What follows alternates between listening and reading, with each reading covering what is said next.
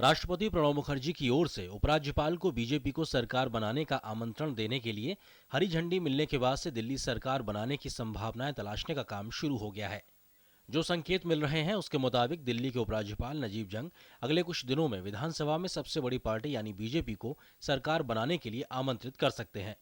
उपराज्यपाल भवन की ओर से बुधवार को जारी बयान में कहा गया है, दिल्ली में सरकार बनाने की संभावना तलाशने के लिए राष्ट्रपति से मंजूरी मिलने के बाद नजीब जंग सभी राजनीतिक पार्टियों के साथ मिलकर अगले कुछ दिनों में सरकार बनाने की संभावना तलाशेंगे।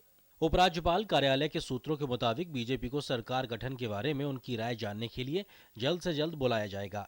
उसके बाद आम आदमी पार्टी और कांग्रेस की राय ली जाएगी।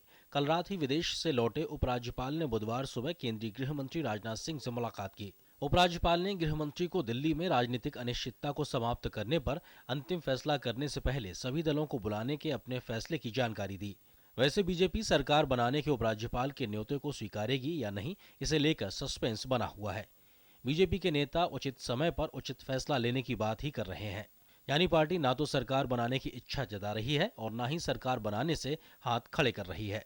बार बार इस बात को कह रहे हैं कि पार्टी में जब कोई ऐसी स्थिति आएगी, अब पार्टी विचार करेगी, दिल्ली के संदर्भ में जो भी ठीक होगा, समय आने पर जो भी उचित प्रतिक्रिया होगी, पार्टी जो भी निर्णय लेगी।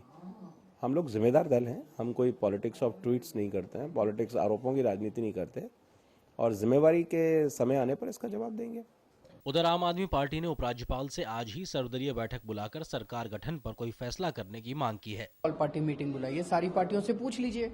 एक कमरे में आप कांग्रेस, बीजेपी, आम आदमी पार्टी तीनों को बिठा दीजिए। आम आदमी पार्टी वालों से पूछ लीजिए कि भाई सपोर्ट करोगे किसी को, हम कहेंगे नहीं। कांग्रेस वालों से पूछ ले भाई सपोर्ट करोगे किसी को, वो कहेंगे नहीं। बीजेपी वालों से पूछ लो भाई सपोर्ट करोगे किसी को, बोलेंगे नहीं। 5 मिनट में डिसीजन हो जाएगा।